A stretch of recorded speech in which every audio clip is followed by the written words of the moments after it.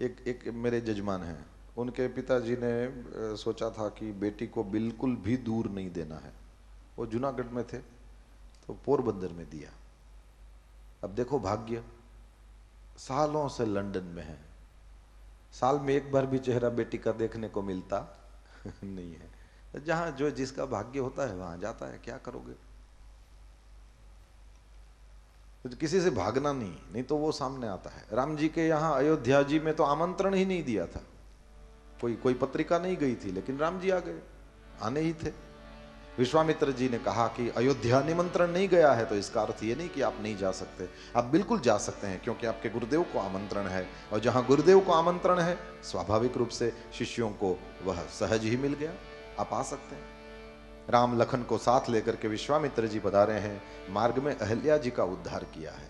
इतना याद रख लें, ज्यादा लंबी अहल्या की कथा सुनाने का भी समय नहीं है, लेकिन इतना समझ लो कि उसका नाम अहल्या था। संस्कृत भाषा में हल्य कहते हैं अपराध को, उसका नाम था अहल्या।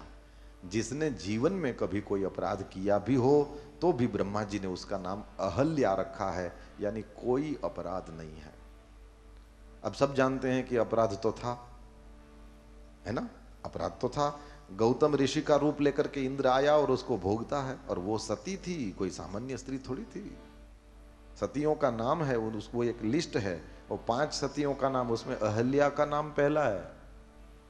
अब बताओ, ये दोनों विभिन्न विरुद्ध लगने वाली दोनों बातें एक कैसे हो सकती हैं। बोले वो ऐसे हो सकती हैं कि बीच में स्टोरी कैसी भी हो, आगे जाके अंत में यदि भगवान का नाम बीच में आता है तो समझ लो जो कुछ हुआ हो सब ठीक ही है। And is good, everything is good. बीच में कुछ भी हुआ हो, यदि सुखांत है, आखिर में देखिए इस वार्ता का अंत कहां आता है। विश्वामित्र जी ने यही कहा, ये गौतम नारी है, हे राम आप अपने चरणारविंद का स्पर्श कराइए। और राम जी ने अपने चरण का स्पर्श करा दिया। बताओ, मुझे और आपको अहल्या में यदि कोई अपराध नजर आता होगा तो आता होगा, राम जी को नहीं आया। और हमको इतना तो सोचना चाहिए कि हमारी दृष्टि राम से भी बड़ी तो नहीं हो सकती ना, हमारी समझ राम से भी ज्यादा परिपक्व तो हो नहीं सकती। ठाकुर जी जो करें उसके अनुकूल चिंतन करोगे तो आगे जाकर के कुछ सुख मिलेगा, नहीं तो अपनी बुद्धि में ही भटकते रह जाओगे। निर्णय भगवान ने लिया है और स्पष्ट लिखा है, परसत पद पावन। ये मर्यादा पुरुषोत्तम है, ये दूसरी किसी स्त्री का स्पर्श नहीं करते, लेकिन अपना चरण उस अहल्या यानी उस पत्थर को उन्होंने टच कराया है, चरण का स्पर्श कराया है। और फिर वह अहल्या उस अपराध से मुक्त हो गई। नाम अहल्या है जिसका कोई अपराध नहीं है, यानी जो निरपराध है वह अहल्या है। रघुनाथ जी ने उसको मुक्त कराया। फिर जनकपुर गए हैं। जनकपुर में बाहर निवास किया बगीचे में, और शाम को फिर वो मिथिला में दर्शन करने के लिए निकलते हैं। मिथिला का सुंदर वर्णन है, कहते हैं कि लंका का नहीं उतना अयोध्या का, और अयोध्या का भी नहीं उतना ज्यादा वर्णन गोस्वामी तुलसीदास जी ने इस विदेह नगर का किया है। हर जगह सुंदर सुंदर पुष्प लगे हैं, हर जगह शोभा है, हर जगह जहां आपकी दृष्टि जाए आपका मन लग जाए। फिर तो रघुनाथ जी और लखनलाल जी दोनों नगर देखते हुए सब नगर वासियों को अपने शरीर का दर्शन कराते हुए, उन सब के नयनों को सफल करते हुए जनक जी से भी मिलन होता है। जहाँ विश्वामित्र जी बाप जी आए हैं पता चला तो जनक जी भी स्वागत करने के लिए आए हैं। जनक जी ने पहली बार राम जी को देखा तो भूल ही गए कि मेरा नाम विदेह है, और स्पष्ट खुद बोल भी पड़े हैं कि इनको देख करके जैसे चंद्रमा को देख करके चकोर पक्षी विह्वल हो जाता है, हे विश्वामित्र जी इनको देख करके मेरा मन मेरे हाथ में नहीं रहता। सहज विराग रूप मन मोरा, लेकिन थकित होत जिमि चंद चकोरा। कहु नाथ सुंदर दो बालक, मुनिकुल तिलक कि नृपकुल बालक। कौन है ये? विश्वामित्र बाप जी ने परिचय कराया है, दशरथ जी के बेटे हैं, राम लखन इनका नाम है वगैरह। जब से राम जी को देखा जनक जी के मन में ये बात बैठ गई है कि कुछ भी हो इनके साथ कोई संबंध बनाना चाहिए। अब मैं बाप तो बन नहीं सकता क्योंकि ये दोनों दशरथ जी के बेटे हैं, मैं ज्ञानी हूं, गुरु बन सकता हूं, लेकिन गुरु भी नहीं बन सकता क्योंकि ऑलरेडी विश्वामित्र जी साथ में है। एक गुरु को हटा के मैं थोड़ी बैठ जाऊंगा। लेकिन वो ससुर जी वाली कुर्सी खाली है, यदि इस छोरे से धनुष टूट जाए तो वो ससुर जी वाली कुर्सी है, वहां अपने कुछ भी हो जाए इसके साथ कोई संबंध बनाना है। फिर तो पुष्प वाटिका का वर्णन भी है और दूसरे दिन फिर धनुर्याग। पूरी बड़ी वाली सभा सजी थी और उसमें पता नहीं हजारों राजा बैठ करके अपना नंबर आने की बाट जो रहे हैं। वहां भागवत में लिखा है 300 सैनिक खींच करके उस शिव धनुष्य को लाए हैं। सब ने अपनी अपनी ओर से कोशिश करी, कोई पहुंच नहीं पाया। और फिर विश्वामित्र जी ने देखा कि जनक जी बहुत परेशान हो रहे हैं, तो उन्होंने राम जी को आज्ञा दिया है कि तुम उठ जाओ, तुम उठो और फिर धनुष्य तोड़ दो। राम जी ने विश्वामित्र बाप जी के चरणों में प्रणाम किया और कहा कि मैं यहां ये सब करने नहीं आया हूं, मैं तो आपके चरणों की सेवा के लिए आया हूं। मैं ये सब देख रहा हूं लेकिन इसमें मेरा कोई इंटरेस्ट नहीं। याद रखना, जो कहे कि मुझे इंटरेस्ट नहीं उसको डबल होता है, नियम है। राम जी को विश्वामित्र, राम जी का तो चरित्र ऐसा है, यहां कोई डबल इंटरेस्ट वाली बात नहीं, लेकिन ये तो सांसारिक व्यावहारिक बात है। जो ये कहे कि मुझे आपसे पैसे नहीं चाहिए, उस व्यापारी को सबसे पहले थमा देना चाहिए, क्योंकि नहीं तो वो 1.5 गुना 2 गुना लेगा। हाँ जी, पक्का है ये। तो जानी तो हवलदार એને टाणे पकड़ावी देવું हारू। राम जी का जो स्वभाव है विश्वामित्र जी ठीक से समझते हैं, इसीलिए विश्वामित्र जी ने भी मर्यादा वाली वाणी का प्रयोग किया। कहते हैं उठहु राम भंजहु भव चापा, हे राम उठिए और इस शिव धनुष्य को तोड़ दीजिए। और जैसे ही राम जी ने मना किया तो विश्वामित्र जी कहते हैं कि मैं ये नहीं कह रहा हूं कि सीता के साथ विवाह करने के लिए, लेकिन मेटहु तात जनक परितापा। ये जनक जी रो रहे हैं, उनकी बेटी सीता को मन में चिंता हो गई है, ये लखनलाल जी क्रोध में भर गए हैं। अब तो यदि तुम नहीं संभालोगे तो इस परिस्थिति का निवारण कैसे हो। और उस समय गुरुदेव ने जैसे ही कहा कि जनक जी के मन में जो परिताप हो रहा है, जनक जी की चिंता को दूर करने के लिए तुम ये करो, तो प्रसन्न होकर के राम जी खड़े हुए हैं। और फिर वही सब जानते हैं, ठाकुर जी ने धनुर्भंग किया है। और फिर जो राम थे वो अब हो गए सियावर रामचंद्र भगवान की जय। श्री रघुनाथ जी का और जानकी जी का विवाह हुआ तो फिर पत्रिका लेकर के जनक जी ने भेजा है दूतों को अयोध्या। दशरथ जी से कहा कि आप बारात सज के आइए। और जैसे ही ये दूत यहां से गए तो वहां फिर दशरथ जी तैयारियां करते हैं और बारात लेकर के आते हैं। और जैसे ही जनकपुर में पहुंचे बहुत प्रेम से स्वागत हुआ है, विवाह की सब तैयारियां होने लगी। इधर विश्वामित्र जी और उधर जनक जी के पुरोहित जी थे जिनका नाम शतानंद जी था। अब शतानंद जी वही अहल्या और गौतम के पुत्र हैं। जब भी राम जी को देखते हैं आंख में आंसू आ जाते हैं। एक दिन लखनलाल जी ने थोड़ा एकांत में ले जाकर पूछा कि ये क्या बात है, आप ठाकुर जी को देखते हैं तो सीधे क्यों आंख में से आंसू बहने लगते हैं। बोले इसलिए बहने लगते हैं कि इन्होंने मेरे माता पिता को मिलाया है। बोले वो कौन है। बोले मैं अहल्या और गौतम का बेटा हूं। लखनलाल जी तब जाके समझे कि इनकी आंखों में आंसू क्यों आते हैं। तो शतानंद जी ने विश्वामित्र जी के पास बैठ करके फिर सब चर्चा चलाई, कैसे विवाह विधि होगी, ये वो कौन सा मुहूर्त निकाला जाए। उस समय विश्वामित्र जी ने कहा कि वो तो ठीक है, अपने मुहूर्त तो निकालेंगे, लेकिन ये सीता के साथ में एक जो छोरी घूमती है वो कौन है। बोले उसकी सगी बहन है उर्मिला। और भी 2 छोरियां उनके साथ में होती हैं, वो कौन है। वो बोले उनके चाचा की लड़कियां हैं, मांडवी और श्रुतकीर्ति। तो बोले ये चाचा की ये बहनें हैं ना। बोले हाँ, 4 बहनें हैं। तो शतानंद जी आपको पता है क्या। बोले अपने यहाँ भी 4 राजकुमार हैं, ये जिसने धनुष तोड़ा उससे छोटे 3 हैं। और पहले तो शादियां ऐसे ही होती थी ना, कोई पूछते थे कि वो वही बस घर जाके जब वो घूंघट उठाए तब पता चलता था कि अच्छा अपना भविष्य इनके हाथ में है। कोई जो बड़े लोग थे उनको पूछो कि कुछ दिखाया गया था, कुछ नहीं, बाद में ही पता चला ले आ तो 2 इंच ऊंची है, भोगवान में कहीं हाले नहीं। ये पहले के जमाने में तो बड़ा कड़क सब मामला था। बेहाड़ी देता हो पण पकड़ी ने। इन दोनों ने निश्चित कर लिया। फिर धीरे से शतानंद जी जनक जी के पास गए। एक ज वेवाई हाचवવો પડે એવું થાય છે, બોલો તૈયારી છે? તો जनक जी खुश થઈ ગયા કે આના જેવું તો સારું કઈ ન હોય ને, એક જ વેવાઈ। जनक जी ने कहा कि कौन है? बोले यही हैं। विश्वामित्र जी कह रहे हैं कि राम जी के 3 और भाई हैं, एक का नाम लक्ष्मण है, एक का नाम भरत है, एक का नाम शत्रुघ्न है। क्योंकि बारात राम जी की है तो सारे आएंगे और दर्शन कर लें इनका, और यदि हमारी बेटियां प्रसन्न रहे ऐसा लगे तो हम चारों का इसी एक ही मंडप में चारों का विवाह किया जाए। जनक जी बड़े प्रसन्न हुए हैं। दशरथ जी जैसे बड़े समधी कहां से मिलेंगे, और ऐसा घर। मेरे मंत्री तो जिस दिन मैं पत्रिका लिख रहा था उसी दिन कह रहे थे, क्या आपको अच्छा नहीं लगे कि यदि दशरथ जी के घर में आपकी बेटी जाए? तो बात तो एक की हो रही है, और अभी तो आप जो बात कर रहे हैं वो तो और तीनों की बात कर रहे हैं।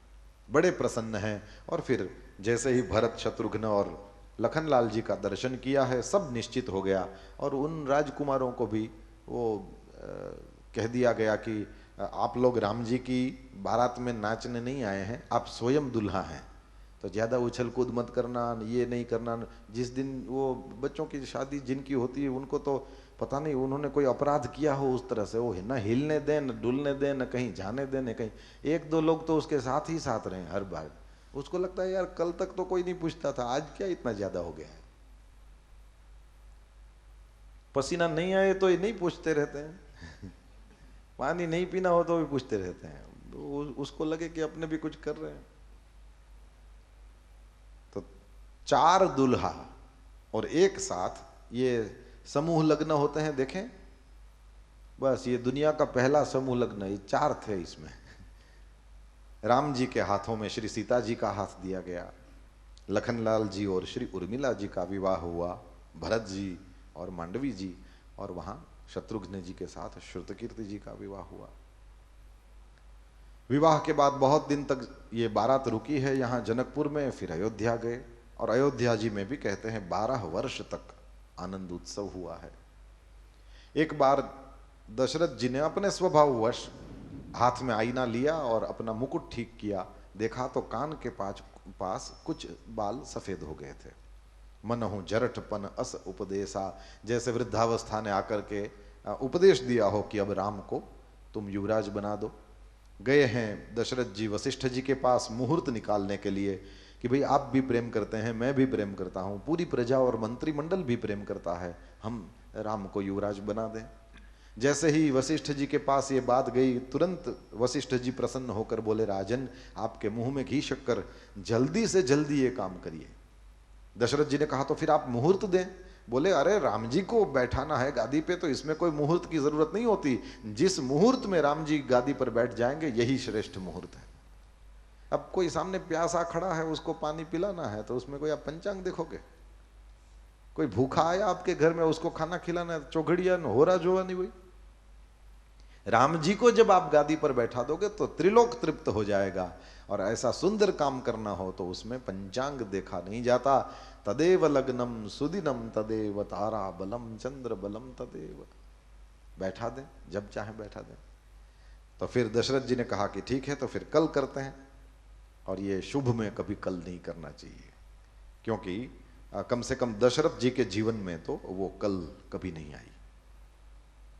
14 साल बीते, राम जी वापस आए, राज्याभिषेक हुआ, सब है, लेकिन उसमें दशरथ जी कहाँ थे? दशरथ जी तो चल बसे थे बहुत साल पहले।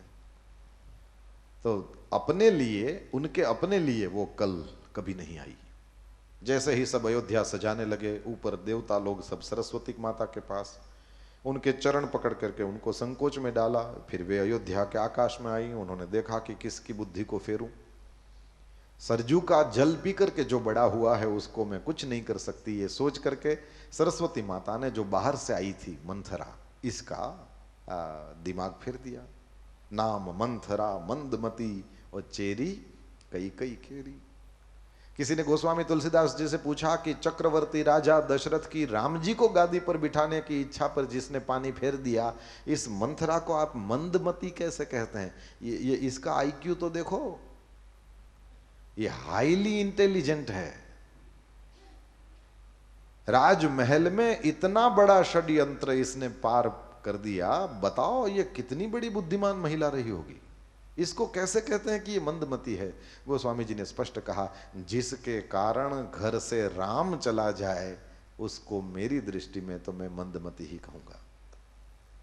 मंथरा तो मर गई है, ये सब हमको ध्यान रखना है। घर में कोई राम हो, परिवार में कोई राम हो, समाज में कोई राम हो, गांव में कोई राम हो, तो अपना अलग संप्रदाय नहीं चलाना, फिर अपनी सारी शक्ति। अब ये इतना बढ़िया काम ये लोग कर रहे हैं, अब वहाँ जाकर के आप ये ठीक नहीं, ये ठीक नहीं, ये सब करोगे तो अच्छे लगोगे, क्योंकि ये तो स्वाभाविक रूप से सब रिकॉर्डिंग हो रहा है ना। तो सब लोग याद रखते हैं कि मेरे घर में जब अच्छा प्रसंग था, कोई बढ़िया सी ये हो रही थी विधि, तो उस समय तुमने आकर के क्या किया था, लोग याद तो रखते हैं। उसके बदले वहां जाकर के कोई ये कहे कि नहीं ये बहुत अच्छा है, तुमने यहाँ किया ये बहुत अच्छा लगा, ये सारी व्यवस्थाएं अच्छी हैं, तुमने ये किया ये ठीक है, ये किया ठीक है, उल्टे मेरे जैसी कोई सेवा हो करना, कहना, ये सब यदि किया जाए तो अच्छा लगे कि वो अच्छा लगे। इतनी छोटी छोटी चीजें हैं लेकिन हमारे समझ में नहीं आती। अरे तुम सुख के लिए दौड़ रहे हो, शांति के लिए दौड़ रहे हो, आनंद के लिए दौड़ रहे हो, और काम तो ऐसा कर रहे हो कि दुखी होना पड़े।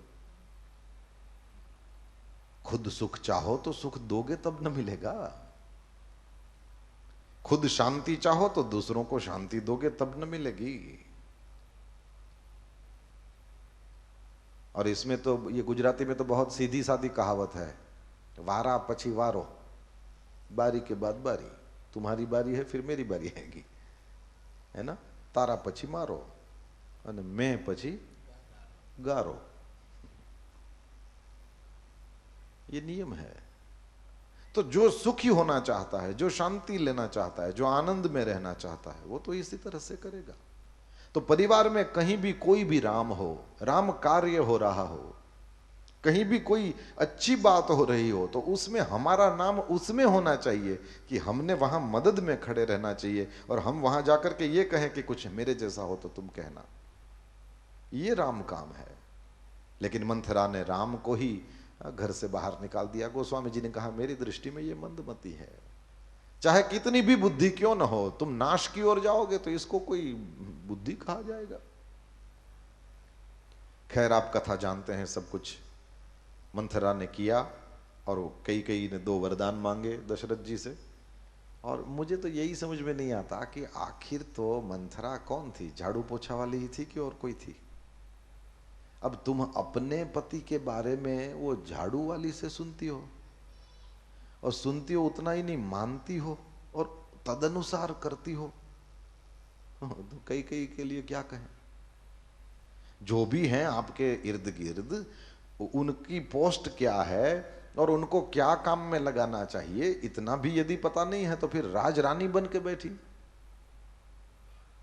तो गलतियां करते हैं लोग, और ये इसने करी तो कई तो मर गई। ये मुझे आपको सिखा के गई है कि किसको कितना अंदर घुसने देना चाहिए, जरा सीखो। झाड़ू पोछा वालियों से तुम दशरथ जी के बारे में सुनती हो कि ये तो 15 दिन से इनका प्लान चल रहा है राम को राज्याभिषेक पर, ये सब प्लान 15 दिन से चल रहे हैं, तुमको पता नहीं, तुमको अंधेरे में रखा, तुमको जेल में डाल देंगे, भरत को ये करेंगे वो करेंगे। और फिर स्वाभाविक रूप से वो भी राजरानी थी, आराम प्रिय थी, नागिन बन गई, डस लिया पूरे परिवार को। कैसी भी गंभीर बात क्यों न हो, परिवार में जितने सभ्य हैं बैठकर बात कर सकने चाहिए, नहीं तो ये राम चला जाता है। हस्तिनापुर में ये जो कुछ हुआ दुर्योधन और युधिष्ठिर के बीच में, या कौरव पांडवों के बीच में, उसमें वो शकुनी दुर्योधन को ये ज्यादा वो करता था और ये सब गड़बड़ें करी। तो महाभारत की कथा तो आप जानते ही होंगे। भीष्म गए थे ना, गांधारी का हाथ मांगने भीष्म गए थे, सारी बातें हो गई, हस्तिनापुर से कोई न्योता आया है ये जानकर के वो गंधार नरेश तो प्रसन्न हो गया था, बिना कुछ सोचे कह दिया मुझे रिश्ता मंजूर है। सब बात हो गई, उसके बाद में भीष्म बोले हैं कि राजकुमार अंधा है। था वहां शकुनी, उसने देखा सुना, और जैसे ही वो गांधारी ने सुना उसने कहा कि मेरे पिताजी ने जबान दे दिया है तो फिर इसमें मैं कोई चेंज नहीं करूंगी, और यदि मेरे पति अंधे हैं तो मैं आज ही से पट्टी, और उसने वहीं वहीं अपने घर में पट्टी बांध ली थी। और शकुनी देखता रह गया, मेरी बहन का क्या दोष था, और तभी से उसने मन में गांठ मार ली थी, मैं छोड़ूंगा नहीं इन लोगों को, नहीं तो पेलो मूर्ख बेन घेर भाई। फिर भी वो वहां रहता था, और उसने खोजा कि इस पूरे महल में सबसे अकल मठो कौन है, मूर्ख से मूर्ख कौन है, ये खोजा उसने। और उसको मूर्ख से मूर्ख कौन मिला? दुर्योधन। कि ई आमा बुद्धि नो छांटो नहीं, इसको यदि उकसाया जाए तो ये इन सब को खत्म कर सकता है, और यही किया। किसकी सुननी चाहिए किसकी नहीं सुननी चाहिए, थोड़ा सा तो विवेक हो, नहीं तो राम चला जाता है या फिर युधिष्ठिर के साथ लड़ते हैं। युधिष्ठिर धर्म है। राम वनवास हुआ है, पूरी अयोध्या साथ में गई है। पहले दिन तमसा नदी के किनारे सबको छोड़ करके फिर राम जी आगे बढ़ गए, केवट के प्रेम का स्वीकार किया है, गंगा पार करके सामने गए हैं। जैसे ही राम लखन सीता सब चले गए, सुमंत जी भारी हृदय से रथ को लेकर के अयोध्या जी वापस आए हैं। वहां राम जी अलग अलग ऋषि मुनियों के आश्रमों में जाते हुए वाल्मीकि जी ऋषि के आश्रम में गए। वहां उन्होंने पूछा कि मैं कहाँ रहूं, और वाल्मीकि जी ने चित्रकूट में निवास करने के लिए राम जी को कहा है। राम जी चित्रकूट में पधारे, और यहाँ पर सुमंत जी वापस आए अयोध्या में, और जैसे ही रथ खाली देखा अवधेश जी के प्राण चले गए। चित्रकूट में 12 साल तक ठाकुर जी रहे हैं। ऐसा कहते हैं 14 वर्ष का वनवास था, उसमें से 12 वर्ष तो केवल चित्रकूट में रहे। और फिर उन्होंने देखा कि बहुत लोग मुझे जान गए हैं। चित्रकूट वाली लीला बड़ी आनंद वाली। तो देखा कि बहुत लोग जान गए हैं और अब आगे बढ़ना चाहिए, तो फिर दक्षिण की ओर बढ़ गए। गोदावरी के तीर पर नासिक आज जहां है, वहां पर पंचवटी, आज भी वहां 5 बरगद के पेड़ है, सीता गुफा है, और राम जी का मंदिर, ये सब आज भी है वहां। ये कुंभ मेला अभी जो लगा था तो किसी ने दर्शन किए होंगे। और बढ़िया सी स्मृति तो यही है कि उन 5 बरगद के पेड़ के बड़े नजदीक एक सेनेटोरियम है, बहुत नजदीक। और पहली बार व्यासपीठ पर मैं वहां बैठा था,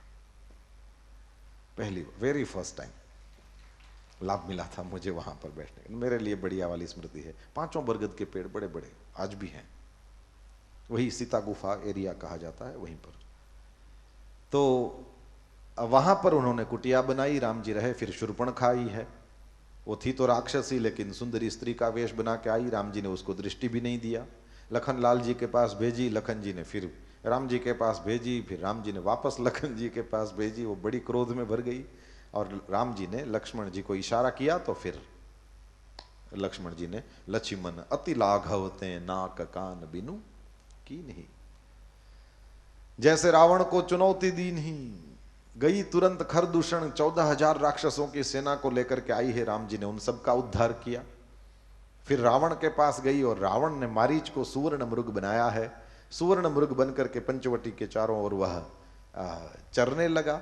और जैसे ही सीता जी ने उसको देखा तो तुरंत राम जी को कहा कि आप उस सोने का मृग जो है उसको मार करके लाएं, और उसका चमड़ा मुझे चाहिए।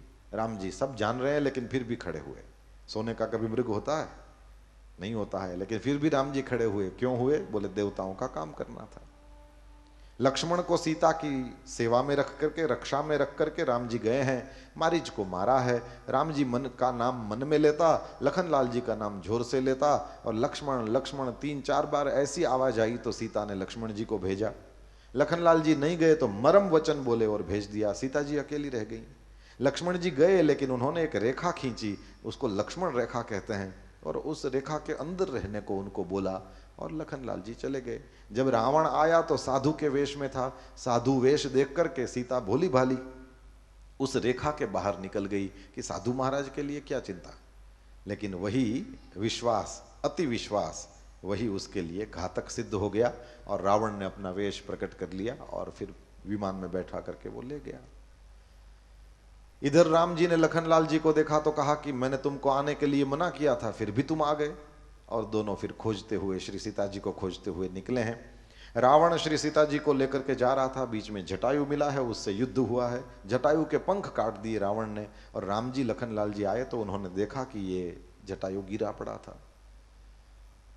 राम जी ने अपने हाथों दशरथ जी का भी अग्नि संस्कार नहीं किया था, और इस जटायु गीध जो मांस खाने वाला पक्षी है, लेकिन श्री सीता जी के लिए उनके रक्षा में अपने प्राण गंवाए, तो स्वयं राम जी ने उनके अग्नि संस्कार अपने हाथों किए। फिर तो खोजते हुए आगे चले, पंपा सरोवर पर शबरी जी का प्रेम प्राप्त किया।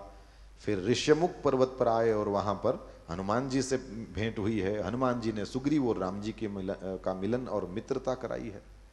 सुग्रीव के दुख को सुनकर के राम जी ने वाली का उद्धार किया है, और उसके बाद फिर वर्षा, ये देखा कि वर्षा की ऋतु आने वाली है, तो राम जी प्रवर्षण पर्वत पर रह गए।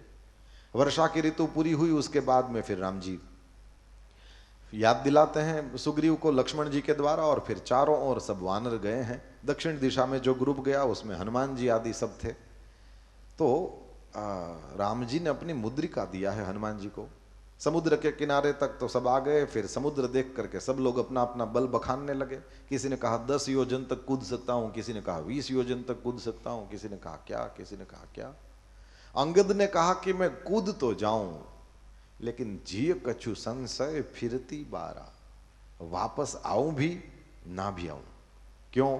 बोले ऐसी एक वार्ता है कि रावण का बेटा अक्षय कुमार और ये अंगद, यदि ये दोनों आमने सामने हो जाएं और युद्ध हो, तो अक्षय अंगद को मार देगा।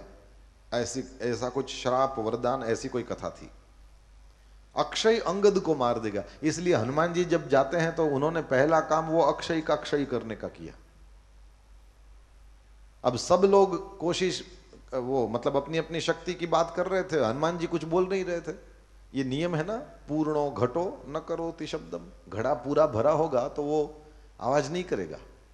हनुमान जी शांति से बैठे थे, और फिर उसमें ये जाम्बवान जी ने कहा कि का चुप साधी रहे हो हनुमाना, अरे राम काज लगी तव अवतारा। और इतना सुना, और स्वर्ण शैलाभ देहम, जैसे सोने का पहाड़ हो, जय श्री राम बोलते ही पहाड़ जैसा शरीर। और हनुमान जी ने कहा जाम्बवान जी से कि लंका को उठा के समुद्र में डुबो दूं, रावण को मार दूं, अपनी मां जानकी को अपने कांधे पे बिठा के यहां ले आऊं, आप मुझे बताओ क्या क्या करना है इसमें से। जाम्बवान ने कहा कुछ भी नहीं करना, ये सब तो राम जी करेंगे, यही सब आप कर लेंगे तो वो नहीं।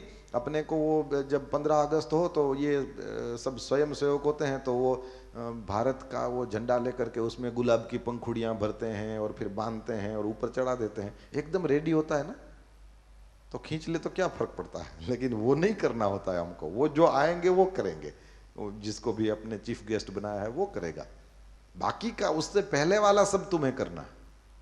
बोले बताइए क्या करना है। कहा कि बस वहां जाइए जानकी जी के पास, और फिर जानकी जी को राम जी का संदेश दें। यदि जानकी जी कुछ संदेश देती हैं तो वो लें और वापस आ जाएं। गए, जय श्री राम करके जैसे ही कूदे हैं, सब वानरों को कहा यहीं बैठना, मेरी राह देखना, मैं वापस आऊंगा।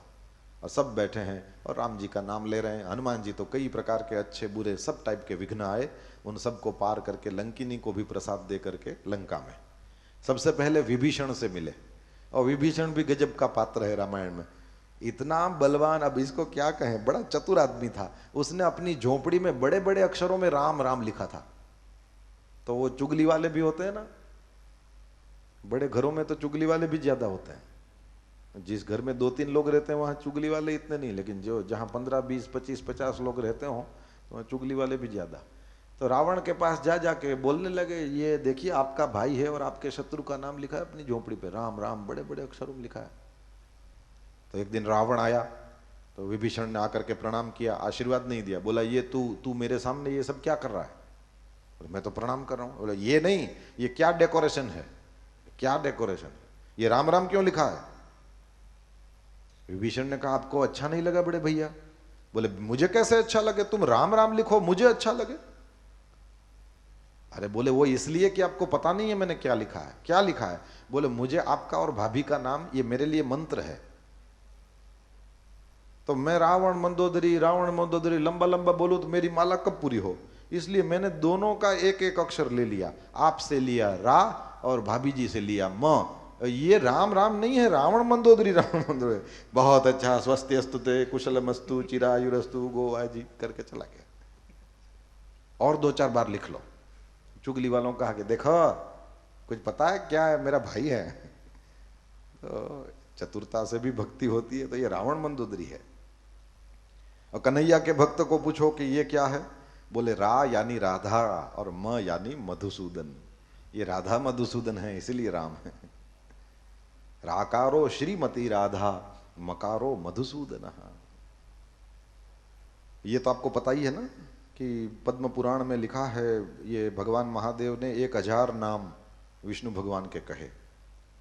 तो पार्वती जी ने कहा कि प्रभु ये धर्म अर्थ काम में मैं फंसी रहती हूँ और ये 1000 नाम लेने का टाइम नहीं हो। तो भगवान महादेव ने कहा कोई बात नहीं, राम बोल दिया करो। एक बार राम बोलोगी तो 1 विष्णु सहस्त्र नाम का फल मिल जाएगा। बोलो एक बार राम और 1000 फल मिल जाता है। तो कृष्ण भक्त भी क्यों पीछे रहेंगे भाई। कहते हैं ब्रह्म वैवर्त पुराण में लिखा है कि एक बार कोई कृष्ण नाम बोलेगा 3 विष्णु सहस्त्र नाम का फल मिलता है। ये कोई पीछे थोड़ी रहेगा। आनो घोड़ो मोर ने मोर, ये कभी पीछे नहीं रहते। एक बार राम बोलेंगे 1 विष्णु सहस्त्र नाम का, एक बार कृष्ण बोल दो 3 विष्णु सहस्त्र नाम का फल। तो माखियो नहीं मरता कथा सांभळता राम कृष्ण करजो। तो विभीषण जी से मिले हैं हनुमान जी, और विभीषण जी ने कहा कि अशोक वाटिका में रखा है श्री सीता जी को। और जैसे ही समाचार प्राप्त हुआ हनुमान जी वहां गए हैं, और रावण आया और सीता जी को बड़ा परेशान करने लगा। फिर सीता जी रोने लगी हैं, रावण चला गया। 1 महीने में नहीं मानोगी तो मार दूंगा। पास फटक नहीं सकता था हो, जहां सीता जी बैठी थी नजदीक नहीं जा सकता। कुछ भी बोलता, कुछ भी सुनाता, डराता, धमकाता, फटक कुछ भी, लेकिन नजदीक नहीं जा पाता। हनुमान जी सब ऊपर बैठ करके देखे। जैसे ही वो चला गया और रात होने को आई तो फिर हनुमान जी ने राम कथा शुरू करी, और सीता जी को बड़ा अच्छा लगा। सीता जी ने कहा जो भी मेरे पति के गुणगान गा रहा है, ठाकुर जी की जो कथा सुना रहा है, तो मेरे सामने क्यों नहीं आ रहा है। जय श्री राम करके उस वृक्ष से वे नीचे आए। तो सीता जी थोड़ा हट करके बैठ गई फिर करके। तो हनुमान जी ने कहा कि माँ मैं करुणा निधान भगवान का ही दूत हूं, और मैं तुम्हें संदेशा देने के लिए ही यहाँ आया हूँ।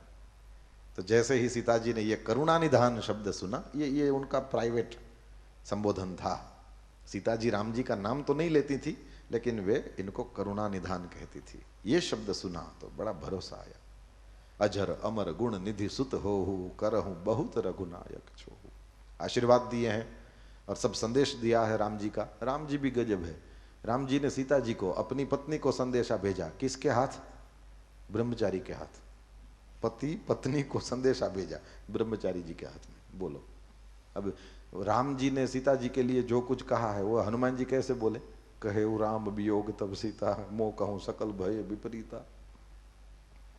हनुमान जी ने कहा पता नहीं, अपने तो चिट्ठी डालने वाले हैं, डाल देते हैं। जो जिनको पढ़ना है, कहना है, सुनना है, कर लें। उनके लिए तो ये सारी बातें अनजान है स्वाभाविक रूप से। फिर तो श्री सीता जी से हनुमान जी ने कहा कि मैया यदि तुम्हें कोई आपत्ति न हो तो भूख बहुत लगी है, और यहाँ लंका में क्या, विदेशों में जाते हैं तो लोग अच्छा फ्रूट मिलता है, लोग खाते हैं। हाँ, तो वो करूं मैं। सीता जी ने कहा कि वहां कितने बड़े बड़े राक्षस ये इसकी रक्षा में खड़े हैं, तुम्हें पता है?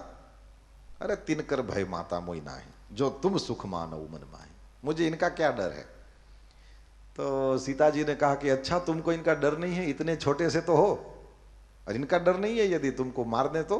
अरे हनुमान जी ने कहा कि मैया मैं तुम्हारे सामने इतना सा दिखता हूं, इतना हूं थोड़ी है, कभी सब तुम ही समाना। तो कह भाई, हनुमान जी ने कहा नहीं मैया ऐसा नहीं है, तुम्हारा एक छोटा सा बच्चा भी है, तुमको पता नहीं है मैं कैसा हूं, यदि आप चाहो तो मैं अपना रूप दिखाऊं। और सीता जी को भरोसा दिलाने के लिए हनुमान जी ने फिर से वही रूप प्रकट किया जो सोने के पहाड़ जैसा स्वरूप है। हे मशैलाभ देहम, सीता जी ने जब देखा बोले हाँ हाँ फिर से जैसे थे वैसे हो जाओ बेटा, मैं भी नहीं देख पा रही हूं तुम्हें। सीता मन भरोसे तब भयउ, और फिर आशीर्वाद दिए हैं। और फिर हनुमान जी ने जो उधम मचाया, अशोक वाटिका में गए, सब रक्षकों को मारा और जितने चाहे उतने फल खाए, फिर पेड़ तोड़े, और जिन जिन को मारा सब गए रावण की सभा में, कहा कि ये कोई बंदर आया है। तो अक्षय कुमार को भेजा। जैसे ही अक्षय कुमार को भेजा तो ये हनुमान जी ने पहले ही क्षय कर दिया। उसके बाद में फिर हनुमान जी को पकड़ने के लिए, बांधने के लिए ये मेघनाद गया है। मेघनाद ने ब्रह्मास्त्र से हनुमान जी को बांधा है। वैसे हनुमान जी बंधते नहीं, लेकिन ब्रह्मास्त्र है तो फिर उन्होंने कहा कि जो न ब्रह्म सर मानऊं और महिमा मिटई अपार, इसकी अपार महिमा है, ये मानना चाहिए। हनुमान जी बंध गए, रावण की सभा में गए, रावण को समझाने की बहुत चेष्टा करी। किसी ने पूछा कि हनुमान जी को रावण को इतना समझाने की क्या जरूरत है, जैसे वो उनका बेटा हो, उनका शिष्य हो, ऐसे समझा रहे हैं, इतना ज्यादा प्रेम से रावण को हनुमान जी को समझाने की क्या जरूरत है। तो बहुत अच्छा उत्तर दिया है संतों ने इस प्रश्न का। कहते हैं कि वो उनका चेला ही था। ले रहा हनुमान जी के पास रावण कब पढ़ने गया? बोले हनुमान जी थोड़ी है, शिव जी हैं, शंकर भगवान ही तो हैं जो हनुमान बन के आए हैं। और रावण किन का चेला है? महादेव जी का ही तो है। रोज कैलाश जाता था, रोज जल चढ़ाता था। तो थोड़ा प्रेम था, हनुमान जी ने समझाने की बड़ी कोशिश करी, लेकिन वो समझा ही हुआ था, उसको कौन समझा पाता। फिर हनुमान जी को कहते हैं कि कोई सजा करनी चाहिए, कोई दंड करना चाहिए। क्या दंड करें? बोले ये रावण ने, उनके मंत्रियों ने कहा कि कपि के ममता पूंछ पर, बंदरों को अपनी पूंछ बड़ी प्यारी होती है, तो इसी को जला दिया जाए। बिना पूंछ का बानर जाएगा ना, अपने आप अपने नाथ को लेकर के आएगा। हनुमान जी की पूंछ जलाने का उपक्रम। और फिर ये तो रामचरितमानस की शायद सर्वाधिक हास्यमयी कथा है, और कथाकार लोग भी इसका बढ़िया तरीके से वर्णन, ऐसे ऐसे वर्णन मिलता है। कहते हैं हनुमान जी ने पूंछ बढ़ाना शुरू किया, और इतनी पूंछ बढ़ाई, इतनी पूंछ बढ़ाई, महल तो पूरा हो गया। फिर महल से पूंछ बाहर निकली, और वो लोग तो कपड़ा लपेटें और घी तेल डालते चलें, और पूंछ बढ़ती जाए, महल के चौगान में आई, फिर मैदान में आई, और फिर रोड रास्ते पर आ गई। रास्ते पर जैसे पूंछ को सब दिखता हो, ऐसे जैसे ही वो जिधर जिधर रास्ता जाए पूंछ भी बढ़ती चली जाए। हनुमान जी भी बढ़ाएं, खूब बढ़ाओ, और वो लोग कपड़ा लपेटें और उसमें तेल घी डालें। और कहते हैं कि ट्रैफिक सिग्नल आए तो फिर पूंछ रुक जाती थी, लाल लाइट हो तो पूंछ रुक जाती थी, फिर जैसे ही हरी होए तो फिर पूंछ आगे बढ़ती थी। ऐसा शहर था तो हो सकता है वहां ट्रैफिक सिग्नल भी रहे होंगे। बहुत पूंछ, बाढ़ी पूंछ कीन्ह कपि खेला, खेल किया उन्होंने। और जैसे ही सब घी तेल वो सब करके जैसे ही जलाया गया, हनुमान जी ने इतना जोर से सर करते अपनी पूंछ को, जितनी छोटी था उतना कर लिया, और वो लोग तो देखते रह गए कि ये सब कहाँ गया। और तब तक तो ये कूदे, और इधर केवल पूंछ का स्पर्श कराना बाकी था। कभी आपके पास सोने का कोई गहना हो तो मोमबत्ती में छुआ के देखो जलता है कि नहीं जलता है। सोना ऐसे थोड़ी जलता है, केवल टच करा दो जलने लगेगा। हनुमान जी की पूंछ जहां भी छूती भर थी जलने लगता था। क्या वहां कहीं पेट्रोल डाला हुआ था? ये कैसे होता था? संतों ने बहुत अच्छे से समझाया है। ये लंका रावण की नहीं थी, ये छीनी हुई चीज है। और याद रखना चाहिए, छीना हुआ धन ये तो पेट्रोल में ही डाला हुआ है। एक बार कोई हनुमान आएगा और केवल आग छुआ भर देगा ना, सब जल जाएगा। इतिहास साक्षी है, किसी का छीना हुआ कैसे अचानक आएगा, अचानक जाएगा। याद रखना, मेहनत से धीरे धीरे जो आता है कभी कहीं नहीं जाता है, अचानक आता है तो अचानक ही जाता है। ये रावण ने सब छीना हुआ था, न पुष्पक विमान उसका कमाया हुआ, न लंका उसकी कमाई हुई, न कुछ उसका था, सब छीना हुआ था। हनुमान जी ने पूरी लंका को जलाया, फिर समुद्र में अपनी पूंछ को बुझा के फिर आ गए इस पार। ये सीता जी से मिले, चूड़ामणि लेकर के इस पार आ गए हैं। और फिर राम जी से कहा कि अब देर न करें, और राम जी के कहने से सारी वानर सेना चली है। और जैसे ही सारी वानर सेना चली तो समुद्र के किनारे आकर रुक गए। पहले तो भगवान महादेव की स्थापना करी है और रामेश्वरम ज्योतिर्लिंग की स्थापना हुई। उसके बाद में फिर कहा गया कि बताओ अब इसका क्या करें समुद्र का। तो किसी ने कहा कि इसको सुखा दो, और किसी ने कहा जला दो, किसी ने कहा ये करो न वो करो। राम जी ने कहा कि भाई सब बताओ क्या करना है, कैसे करना है। तो विभीषण राम जी के पास चला आया था ना, रावण के पास से। विभीषण ने कहा कि ये तुम्हारे कुल गुरु हैं, तुम्हें इनके पास रास्ता मांगना चाहिए। राम जी तो बैठ गए। लक्ष्मण जी को बिल्कुल अच्छा नहीं लगा, ये कोई जप तप करने का टाइम है, उधर मेरी मां परेशान हो रही है। लेकिन राम जी ने कहा कि तुम जो चाहते हो वही होगा, बस थोड़ी शांति।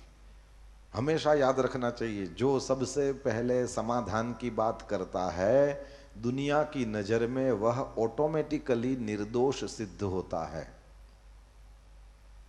पांडवों ने समाधान की फॉर्मूला सामने से रखी थी, कृष्ण भगवान ही गए थे कि हमको लड़ना नहीं है, 5 गांव दे दो। दुनिया की नजर में आज भी पांडव लोग निर्दोष हैं। राम जी ने सबसे पहले प्रेम से रास्ता मांगा, समुद्र ने नहीं दिया। फिर तो जो करना था राम जी ने वही किया, और समुद्र फिर प्रकट हो गया। और समुद्र ने ही रास्ता दिया है कि आप मेरे ऊपर सेतु बंधाएं और फिर उस सेतु के ऊपर चलकर जाएं। समुद्र सुखा देते, पूज्य भाई श्री कहते हैं, समुद्र सुखा देते तो वह ईश्वरीय समाधान होता। लेकिन ठाकुर जी ने सेतु बंधाया है तो ये मानवों की समस्या का मानव कर सके ऐसा समाधान दिया है। फिर सेतु बांध करके राम जी सामने पार पहुंच गए। एक बार और अंगद को भेजा है कि तुम समझाने की चेष्टा करो, लेकिन रावण समझा ही हुआ था, उसको और क्या समझाते। और फिर युद्ध हुआ है, मेघनाद मरा, फिर कुंभकर्ण, और फिर रावण भी खत्म हुआ। पुष्पक विमान में बैठ करके रघुनाथ जी वापस पधारे अयोध्या जी में, और राज तिलक हुआ है। फिर तो कहते हैं कि कुछ वर्ष गृहस्थाश्रम उन्होंने भोगा, और एक दिन राम जी का नियम था, अपनी प्रजा का सुख दुख जानने के लिए रात में वो कंबल ओढ़ के घूमते रहते थे, किसी को पता न चले ऐसे। एक दिन एक घर के पास से निकले तो पति पत्नी लड़ रहे थे, और वो धोबी था, उसने अपनी पत्नी से कहा कि मैं राम जैसा कोई स्त्री लोभी नहीं हूं जो अपनी पत्नी को इस तरह से, जो दूसरों के घर में रात रह करके आई है, उसको भी रखूं। अब घटना ऐसी घटी थी, उस धोबी की पत्नी सरजू जी के सामने पार गई थी, और शाम को जब वापस आ रही थी तो फिर बादल घिराए और वर्षा होने लगी। कोई नाव नहीं थी, और उस समय किसी के घर में उसने आश्रय लिया, और जैसे ही सवेरा हुआ ये वापस आ गई, और जैसे ही वापस आई तो फिर इसने लड़ना शुरू कर दिया। बहुत लड़ा है, राम जैसा नहीं हूं, राम जैसा नहीं हूं। राम जी ने ये सुना तो फिर लोकाराधन के लिए अपनी प्रजा को ही जो भगवान मानते हैं, ऐसे राजा राम ने रानी सीता को वाल्मीकि ऋषि के आश्रम में भेजा है। और फिर सीता जी तो वहां चली गई, वहां जाकर के उन्होंने 2 बच्चों को जन्म दिया, एक है लव और दूसरा है कुश। जैसे राम जी के 2 बच्चे हैं, बाकी तीनों के भी 2-2 थे। भरत जी के भी 2 बेटे, और शत्रुघ्न जी के भी 2 ही थे, लखनलाल जी के भी 2 ही थे। सब भाइयों के 2-2 बेटे थे। यही इसमें से ये जो शत्रुघ्न है, इसी ने ये मधुवन में लवण नाम का एक राक्षस रहता था, उसको मारा, और ठाकुर जी कन्हैया का जिसमें जन्म हुआ उस मथुरा नगरी को बसाया था शत्रुघ्न ने। हाँ जी, कनेक्शन है। राम कथा कृष्ण कथा में तो बहुत सारे कनेक्शन मिलते हैं, यदि कोई स्वाध्याय करेगा तो उसको प्राप्त होंगे। तो चारों भाइयों के 2-2 बेटे थे। अब राम जी ने ये कुश और लव का जन्म हुआ, उसके बाद में फिर श्री सीता जी वहीं पृथ्वी में समा गई। भागवत जी में लिखा है कि जब समा गई ये धरती में, तो उसके बाद राम भगवान 13,000 वर्ष तक पृथ्वी पर थे, यज्ञ याग करते रहे, और अंत में सरजू जी के माध्यम से उन्होंने अपना शरीर शांत कर दिया, और पूरी अयोध्या को वे साकेत ले गए हैं। राम जी का चरित्र संक्षेप में आपके सामने रखने की चेष्टा करी गई। राम जी का चरित्र ही इतना, अब भागवत की कथा है ये 8 दिन में पूरी हो जाती है, 7 दिन में पूरी हो, लेकिन रामायण जब चलानी हो तो 9 दिन लगते हैं। और वो 9 दिन वाली कथा हमने कोशिश करी कि हम कुछ आधे घंटे पौने घंटे में सुने, तो वही विहंगावलोकन भर हो पाता है, उतना किया। राम जी के चरणों में प्रणाम करते हैं। आइए 5-10 मिनट के लिए श्री राम जी के चरणों में हम लोग अपनी वंदना कर लें, और इसके बाद कृष्ण जन्म के लिए चलेंगे। 5:30 हुआ है, मेरी इच्छा है कि 6 बजे तक कृष्ण भगवान पधारेंगे। आज अपना वो 7 बजे और ये सब नहीं हो। श्री राजा रामचंद्र भगवान की जय। रघुनाथ जी के चरित्र के बाद इक्ष्वाकु वंश के कुश वगैरह राजाओं के वंश का वर्णन हुआ है, और इक्ष्वाकु के वंश में उनके पुत्र निमि जो हुए, उनके वंश का वर्णन है। 14वें अध्याय से श्री सुखदेव जी महाराज कहते हैं, अथातः श्रूयताम राजन वंशः सोमस्य पावनः यस्मिन्नैलादयो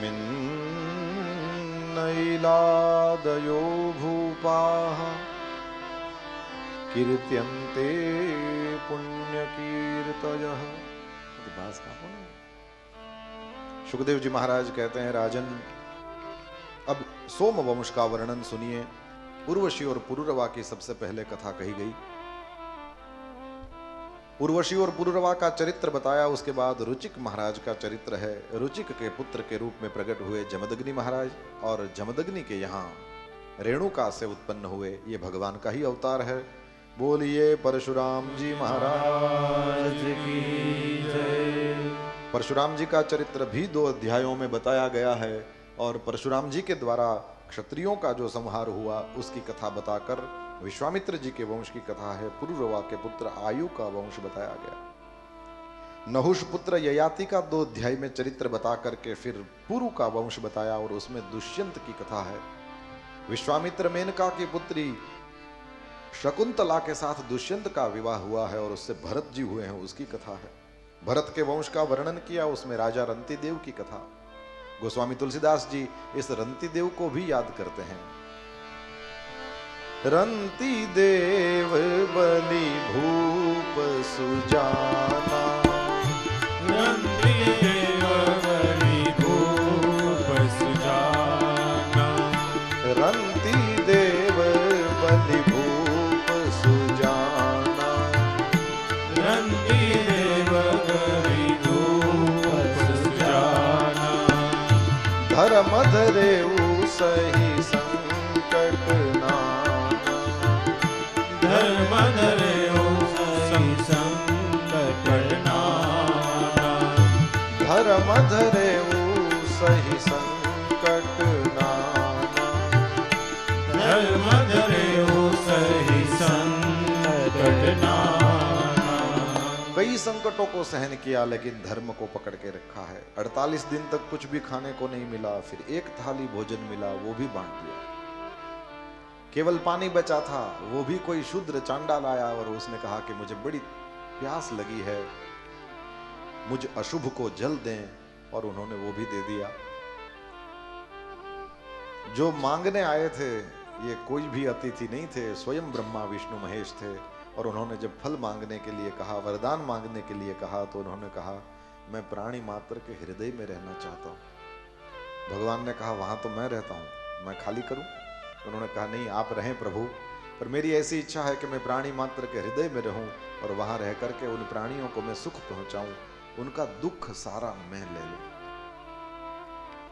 न कामये हम गतिमीश्वरात् परा, हम ईश्वर से अलग और कोई गति नहीं चाहते हैं। क्यों? बोले मैं वहां रह करके उन सबका दुख भोगना चाहता हूं।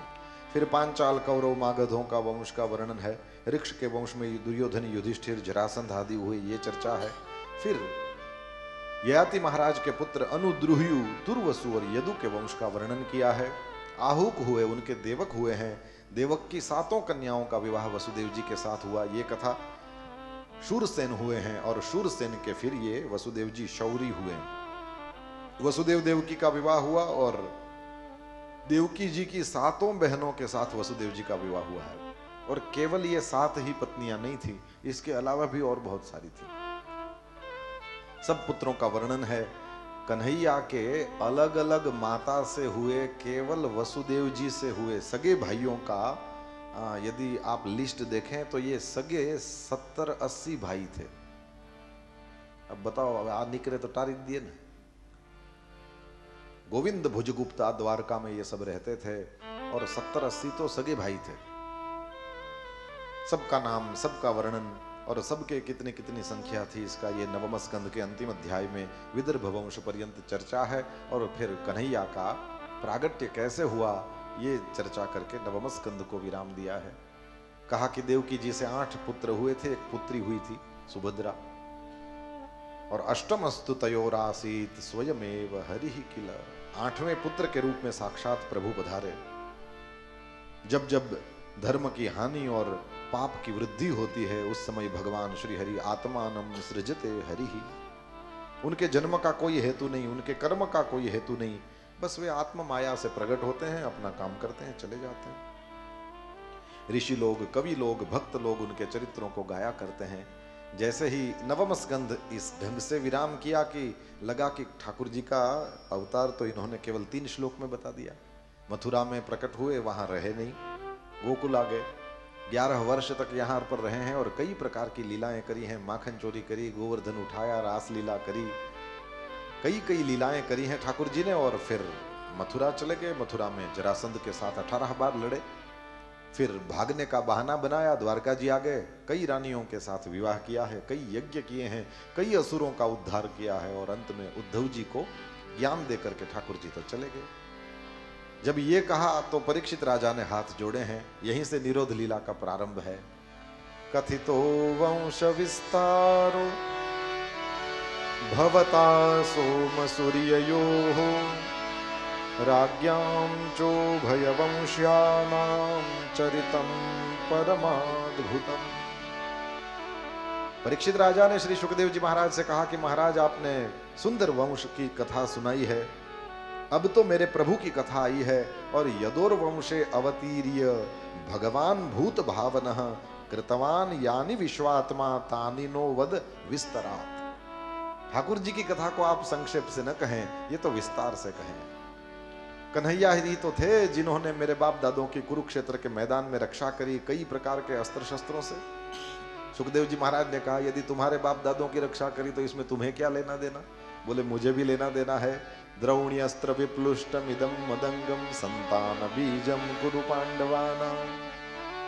कौरव पांडवों के वंश का एक ही बीज में बचा था, मेरी माँ के पेट में था। तब अश्वत्थामा ने ब्रह्मास्त्र छोड़ा था और उस अश्वत्थामा के ब्रह्मास्त्र के तेज से जलती हुई मेरी माँ पाहि पाहि महायोगिन देव देव जगतपते नान्यम त्वद भयम पश्ये यत्र मृत्यु परस्परम, दौड़ती हुई कन्हैया जी के ही शरण में गई थी।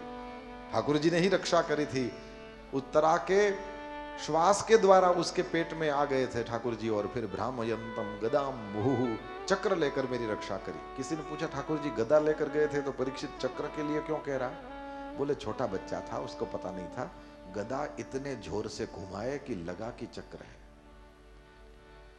परीक्षित ने यहां यह कहा कि चक्र लेकर के मेरी रक्षा करी थी, उसका समाधान यह है। फिर परीक्षित ने पूछा है, महाराज दाऊ दादा रोहिणी जी के पुत्र थे कि देवकी जी के थे? बिना देहांतर के ये देवकी जी के साथ में भी माने जाएं और रोहिणी जी के भी पुत्र माने जाएं, ये कैसे हो सकता है? और ये कहिए कि कस्मान मुकुंदो भगवान पितुर्गे हाद व्रजम गतः, पिताजी के घर का त्याग करके व्रज में क्यों चले गए? अपने ज्ञाति संबंधियों के साथ कहां पर रहे और व्रज में रह करके उन्होंने क्या किया? मधुपुरी में क्या क्या लीलाएं करी और फिर कंस को क्यों और कैसे मारा? मनुष्य का शरीर धारण करके कितने वर्षों तक वृषणियों के साथ यदुपुरी में रहे, ये कहिए। उनकी पत्नियां कितनी थी, ये कहिए। और भी जो मैंने ना पूछा हो, मैं श्रद्धा पूर्वक सुनना चाहता हूं। दिग्विजय करने के लिए निकला था ना, तो सब राजाओं ने कृष्ण की कथा तो मुझे सुनाई है। चरित्र कोई मेरे लिए नया नहीं है, पर मुझे ऐसा लगता है कि आपके मुख से सुनेंगे तो इसमें कोई नया रस आएगा। और दिने दिने नवम नवम नमामि नंद संभवम। ठाकुर जी तो ऐसे हैं, रोज नए हैं। यही कुछ 4-5 दिन से आप सांदीपनी में हैं। रोज यदि जो ठाकुर जी का दर्शन करने जाते होंगे तो उनको पता होगा ये रोज नए दिखते हैं। एक दर्शन बंद हो जाए उसके बाद में फिर जाकर के दर्शन करो तो फिर नए लगते हैं। ऐसा मत समझना कि एक ही श्रृंगार और एक ही वस्त्र रहते हैं तो वैसे के वैसे दिखते हैं। यदि तुम ठीक से दर्शन करो तो पता चलेगा कि बहुत सारा दर्शन करना तो बाकी रह जाता है। यही देख लो ना, अभी जो दर्शन करो तो लगता है कि ये ऊपर है वही है, फर्क लगता है तो वही, लेकिन फिर भी फर्क लगता है। क्यों? बोले ठाकुर जी हैं ही ऐसे, ये क्षणे क्षणे नवम नवम होते हैं, दिने दिने तो नवम नवम होते ही है। नव प्रिय है, ये रोज नए होते हैं। हमको भी यही सिखाते हैं, रोज नए रहो, रोज ताजे रहो। यदि रोज नए रहोगे तो फायदा है। ये महिलाएं ऐसा करती हैं ना, बहुत लंबे बाल हो तो फिर कटा लेती हैं। क्यों? बोले इनको नया नया पसंद है, तो मैं नई नई लगती रहूंगी तो इनको प्रिय रहूंगी, नहीं तो ये नया नया खोजने जाएगा तो मुश्किल। इससे अच्छा है अपने रोज नए नए बनते रहें। नव प्रिय हैं ठाकुर जी, रोज नए होते हैं। भगवान श्री हरि का चरित्र पूछा है, सुखदेव जी महाराज प्रसन्न हुए हैं। सुखदेव जी महाराज ने तो राजा को साधुवाद दिया है और फिर कहा, हे राजन, तुम्हारी बुद्धि भगवान की कथा में स्थिर हो गई है। राजन, भगवान वासुदेव की कथा के विषय में पूछा गया प्रश्न श्रोताओं को भी पवित्र कर देता है, प्रश्न पूछने वाले को भी पवित्र कर देता है, वक्ता को भी पवित्र कर देता है। तत्पाद सलिलम यथा, भगवान का चरणोदक जैसे गंगा जी सबको पवित्र कर देता है। कोई स्नान करे पवित्र होगा, कोई समय नहीं है केवल पान आचमन कर ले पवित्र होगा, और यदि इतना भी समय नहीं है तो केवल दूर से प्रणाम कर लिया तो भी गंगे तव दर्शनात् मुक्ति ही, गंगा जी का तो दर्शन भी हमको मोक्ष दे देता है। केवल वंदन करने वाले के लिए भी यही फल है जो गंगा जी के स्नान पान में जो फल है। हे राजन सुनो, उस समय की बात है जब पृथ्वी पर कई असुर राजाओं का रूप ले लेकर के आ गए थे। देवासुर संग्राम हुआ, उसमें देवताओं ने पकड़ पकड़ के असुरों को मारा है, तो वे सारे के सारे यहाँ मनुष्य का रूप लेकर के आ गए, राजा का रूप लेकर के आ गए। रूप बदला, स्वभाव नहीं बदला था, इसलिए यहां आकर भी वे वही करने लगे जो ऊपर करते थे। और पृथ्वी पर राक्षसों का भार बढ़ने लगा। जैसे ही बहुत भार बढ़ा तो एक दिन पृथ्वी देवी गई हैं ब्रह्मा जी के पास, और ब्रह्मा जी के पास जाकर अपना दुखड़ा रोया। ब्रह्मा जी ने पृथ्वी को साथ लिया, क्षीर सागर के समुद्र तट पर आ गए और वहां पर भगवान श्री हरि की पुरुष सूक्त के द्वारा स्तुति करी है। जैसे ही भगवान श्री हरि की स्तुति करी, आकाश में आकाशवाणी हुई है और ब्रह्मा जी ने सबको ये आकाशवाणी सुनाई। कहा कि ठाकुर जी आज्ञा कर रहे हैं कि मैं वसुदेव देवकी से प्रकट होने वाला हूं, मेरी लीला में सहाय करने के लिए सब लोग पृथ्वी पर उतर जाओ। फिर तो मथुरा में वसुदेव देवकी का विवाह हो रहा था, ये कथा बताई। देवकी जी रोती हुई वसुदेव जी के पास में बैठी है। रोती देवकी को देख करके उसका चचेरा भाई था कंस, उसको लगा कि मैं बहन को छोड़ने के लिए जाऊं, तो वो सारथी की सीट पर बैठ गया। जैसे ही सारथी के स्थान पर कंस बैठा, ठाकुर जी को अच्छा नहीं लगा। सोचने लगे कि जिनसे मुझे प्रकट होना है उनके जीवन रथ का सारथी कंस यानी देहाभिमान यानी स्वार्थ हो तो कैसे होगा। ठाकुर जी तो परम आनंद हैं, स्वार्थ और आनंद दोनों एक साथ नहीं रह सकते। ठाकुर जी ने आकाश में से आकाशवाणी करके कहा, अस्यास्त्वाम अष्टमो गर्भो हंता। हे अबुद्ध, तू जिसको लेकर के जा रहा है उसी का 8वां गर्भ तुम्हें मारेगा। और जैसे ही ये कहा, डर गया कंस और सारथी के स्थान से नीचे कूद करके आया और देवकी की चोटी पकड़ी और हाथ में तलवार, देवकी को भाई बहन को मारे, परेशान करे, रुलाए, कुछ भी करे, लेकिन कभी कोई भाई बहन को मार थोड़ी देता है। कई कथाएं हमने सुनी हुई है, लेकिन ऐसी कोई कथा याद है जिसमें किसी भाई ने बहन को मार दिया? ये तो हो नहीं सकता। कैसा संबंध होता है, बोले तेरे बिना चलती नहीं, तेरे से पटती नहीं, ना उसके साथ जमती है ना उसके बिना चलती है, यही होता है। देवकी जी को मारने के लिए जैसे ही इसने तलवार उठाई, वसुदेव जी बीच में आ गए हैं, क्योंकि पाती रक्षण करे तभी जाके वो पति है। कई तरह से वसुदेव जी ने समझाया है।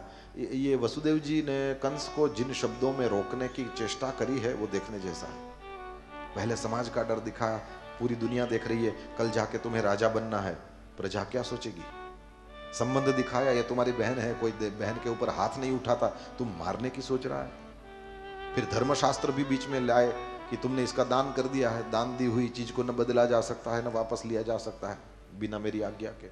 बहुत समझाया, परलोक का डर, इस लोक का डर, बहुत कुछ कहा, लेकिन किसी भी तरह से कंस नहीं समझा। एक ही बात बोलता था, महाराज ये सारी बातें सही है, लेकिन तब जाके मानूंगा ना जब मौत का डर न हो। जिसके सिर पर मौत नाच रही हो उसको न धर्मशास्त्र समझ में आता है, न समाज शास्त्र समझ में आता है, न कुछ आता है।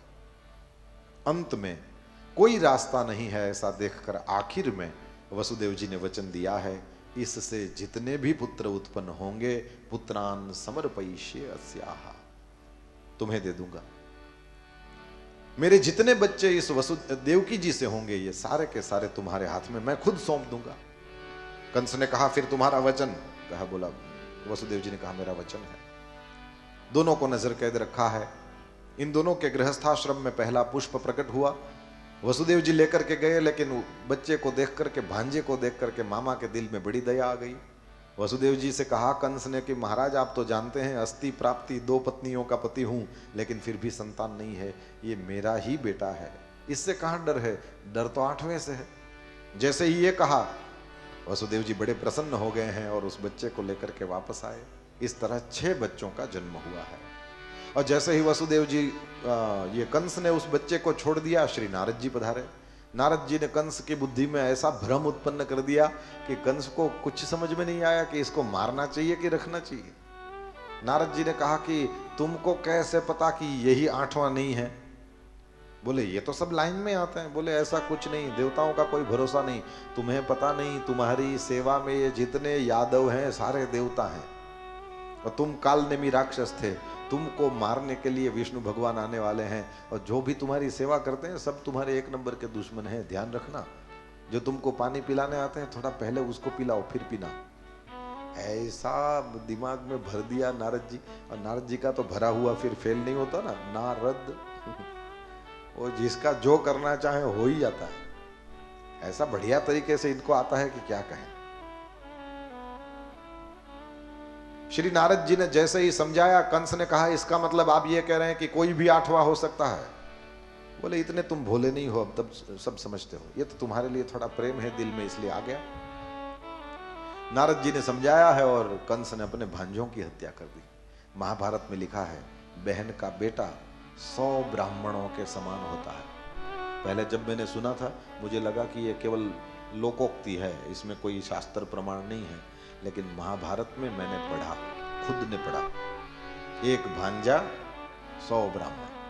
तो एक भांजे को भोजन कराओगे, बहन का बेटा भांजा, सगी बहन का बेटा, वरी पाछा आवशे काका मोटा बापाना हाले के नहीं। कथामां तमारे आ लाम मतलब मजाजी पाछी कई बोलीने उतरो એટલે તરત હેઠેથી કંઈક સવાલ આવે, કાકા મોટા બાપાના ન હાલે, બસ સગી બેનનો સગો દીકરો એણે વરી ઓલો લીધો હોય ગોદ તો ઈ નો હાલે, બધું કહી દો, પાથીએ પાથીએ તેલ નાખી દે। सगा भांजा 100 ब्राह्मणों के तुल्य माना जाता है। इसका अर्थ और कुछ नहीं, ठाकुर जी ने यदि आपको देने योग्य रखा है तो सबसे अब दिया जलाओ तो दिया यहाँ जलाओ और प्रकाश वहां देगा, ऐसा होता है। दिया जहां जलता है वहीं प्रकाश देता है। ठाकुर जी ने यदि आपको कुछ देने योग्य बनाया है तो सबसे पहले तो अपने ही इर्द गिर्द देखो। तुम्हारे भाइयों को, तुम्हारी बहनों को, तुम्हारे सगे संबंधियों को जरूरत हो, पहले उधर दो।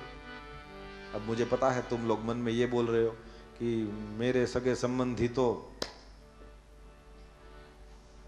बड़े बुरे हैं महाराज, तुम किसी को पहचानते नहीं इसलिए कह रहे हो। सबके सगे संबंधी ऐसे ही होते हैं, महाराज के भी ऐसे हैं, श्रोताओं के भी ऐसे ही हैं। अब किसी का बच्चा लूला लंगड़ा पैदा होता है तो उसको फेंक देते हैं क्या?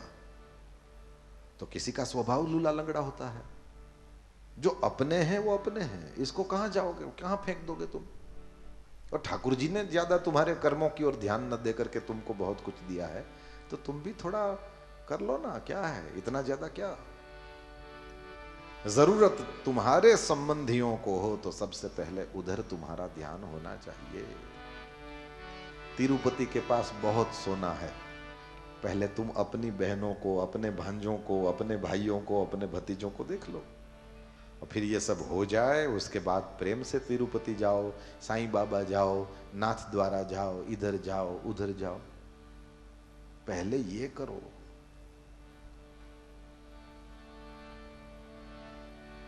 हम बहुत बड़ा स्कूल कॉलेज नहीं खोल सकते, लेकिन किसी की फीस भर सकते हैं।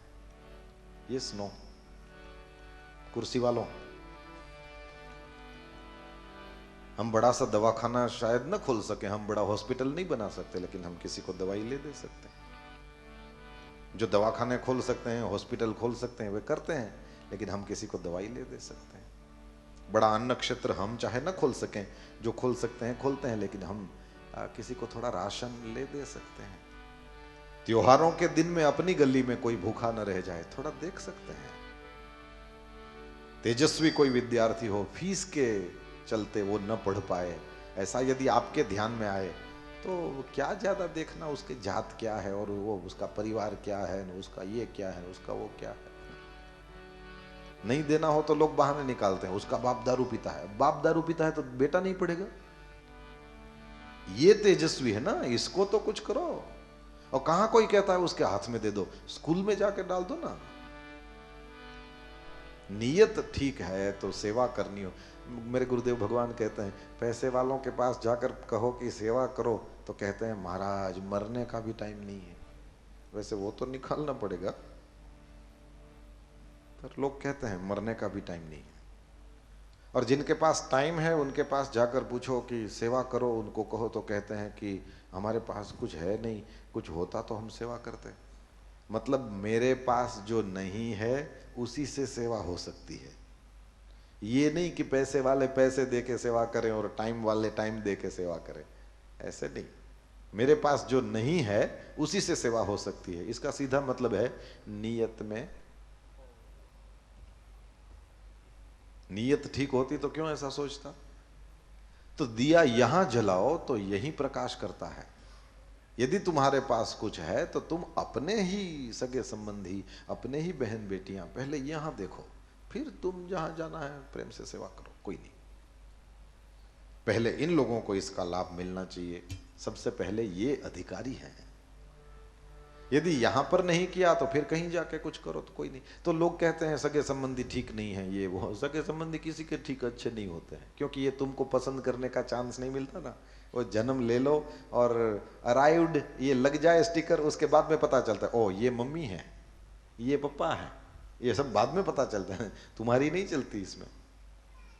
और उसमें भी ज्यादा करके तो ठाकुर जी का ये नियम है कि आपने गत जन्म में जिसके 50 लाख आप गुप्चा भी गया हो ले लिए हो आपने, वही दूसरे जन्म में बेटा बन के आते हैं और धीरे धीरे धीरे वसूल करते हैं।